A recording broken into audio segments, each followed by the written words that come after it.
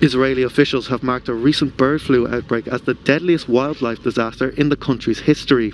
At least 5,200 migratory cranes of the 500,000 which travel through Israel on their way to Africa lie dead in the Hula Valley as authorities struggle to contain the site. A spokesperson for the Hula Lake Park said the workers were removing carcasses as quickly as possible to prevent infections from spreading to its other wildlife. This year, an estimated 30,000 cranes remained in the country for the winter. It is believed that those infected caught it from poultry coops.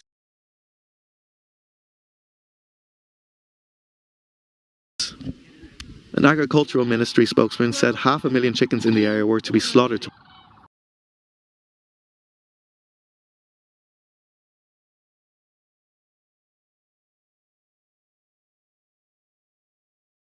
Research published in the British Medical Journal on Wednesday analyzing a family cluster of cases of H7N9 infection in eastern China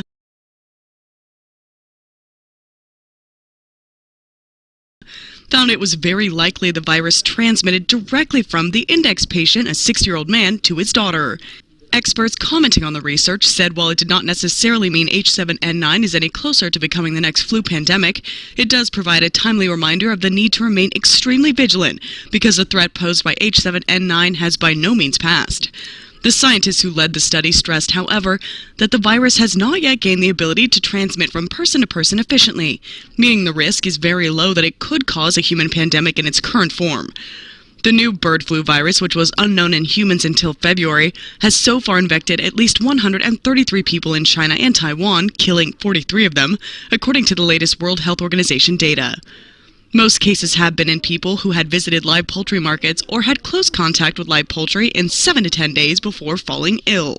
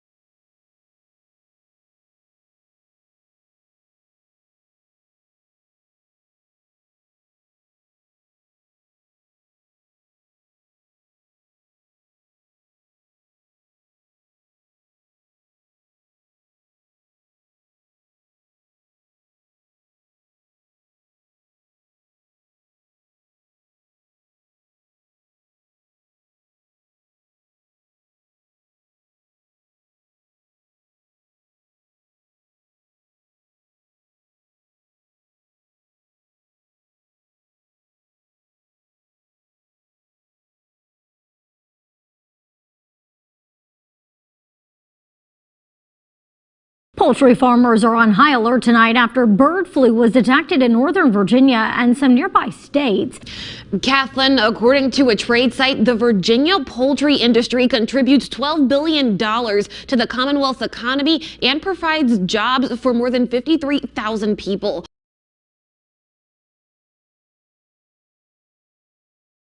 This lethal version of the avian flu could also hurt consumers' wallets. Farmers tell me this could double chicken and egg prices.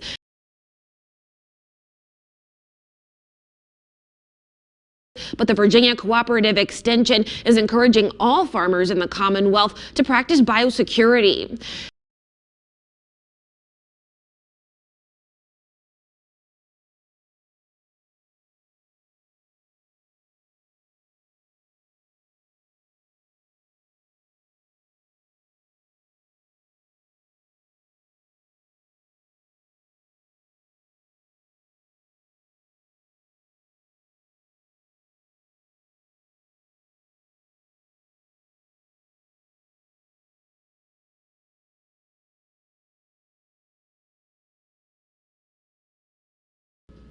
You've lost your entire flock.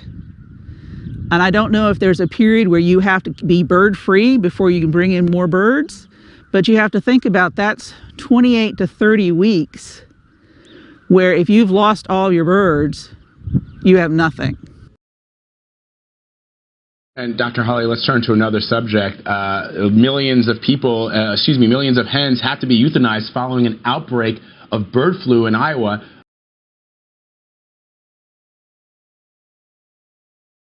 Millions of hens have to be euthanized following an outbreak of bird flu in Iowa. Up to 5.3 million chickens will be killed. Now, this highly infectious and deadly H5N2 virus is already ravaging poultry industries in 12 states.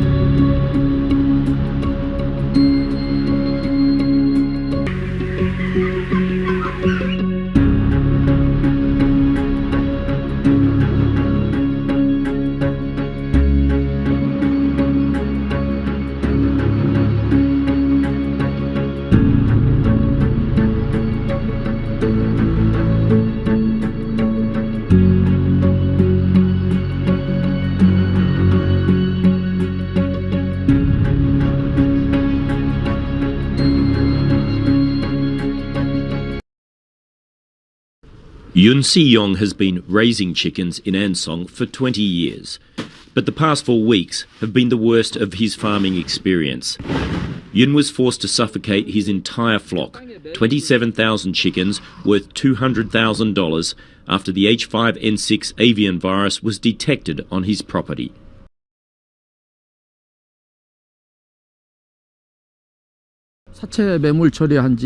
It has been a month since I had to kill all my chickens and bury them. However, I have never heard any clear explanation on how the government will compensate me for my loss. The speed with which this virus has spread is astonishing. Farmers across the country are culling chicken and ducks in their millions. In just 4 weeks, the national cull has surpassed the country's worst outbreak in 2014, when 19 million poultry were killed over a 23-month period.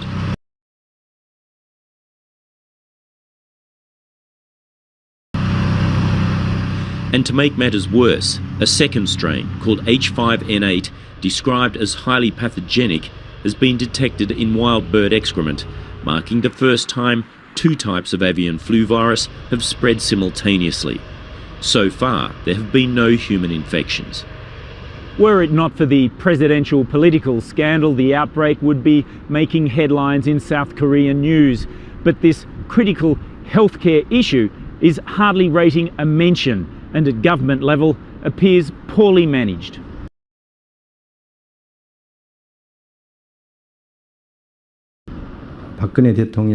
As President Park Geun-hye's impeachment becomes the most important national issue, protesters at candlelight rallies are dominating the headlines. Because of that, the avian flu isn't getting much attention. Egg prices have been on a steep rise. Retailers are restricting the number of eggs sold to individual consumers.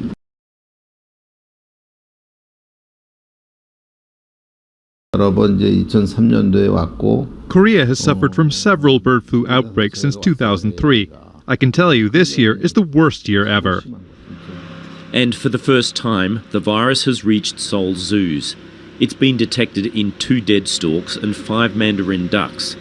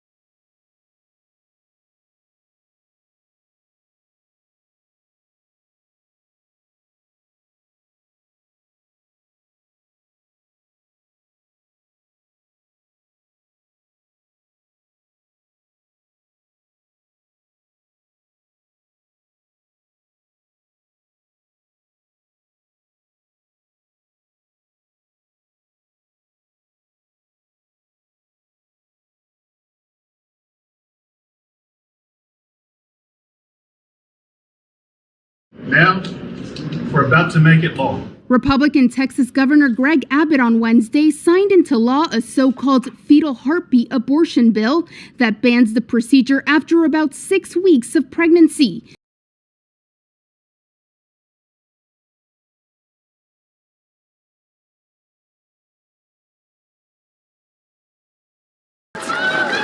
It's part of a wave of similar abortion measures passed in Republican-led states.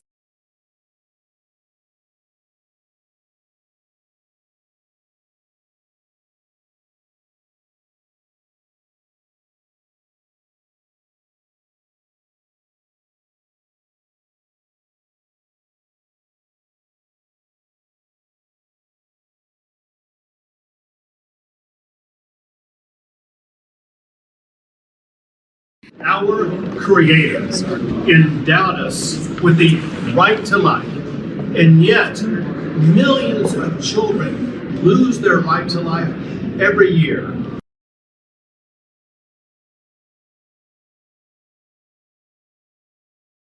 Governor Newsom is putting his support beyond new efforts to hold the gun industry accountable for gun safety measures and taking a page out of Texas's playbook. He joined the state attorney general in San Diego County today to back a new plan that would allow Californians to file civil lawsuits against gun makers to enforce the state's assault weapons ban. The governor says the proposed legislation is modeled after Texas's controversial abortion law, which allows private citizens to sue abortion providers for performing certain procedures.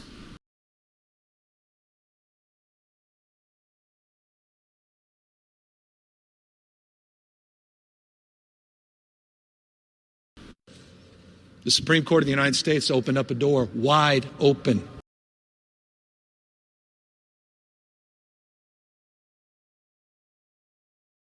This door's wide open now. It's going to happen, whether you like it or not. The Supreme Court of the United States opened up a door wide open. This door's wide open now. It's going to happen, whether you like it or not. We're using their rules, those that they seemingly support.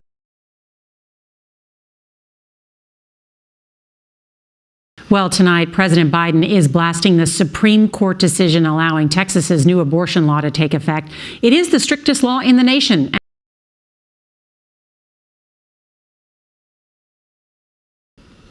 The blockbuster decision from a sharply divided Supreme Court effectively allows almost all abortions to be banned in the state of Texas.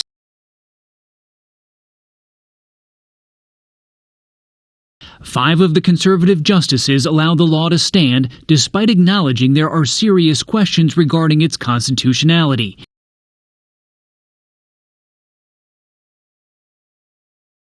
Anti-abortion advocates declared victory. With this bill, we do hope to see an end to abortion. Chief Justice John Roberts sided with the 3 liberal justices. In a blistering dissent, Justice Sonia Sotomayor called her colleague's decision stunning and the Texas law flagrantly unconstitutional.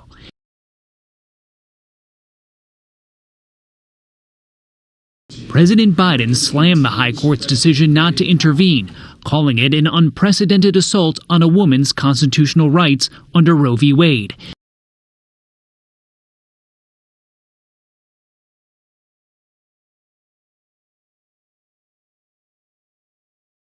Coming out of the extreme anti-abortion legislation that came out of Texas, and we're going to allow all of you to enforce the rules and regulations and laws of the state of California, and I think that's a good thing. In his dissent, Chief Justice John Roberts said that's not only unusual, it's unprecedented. Ben Tracy, thank you.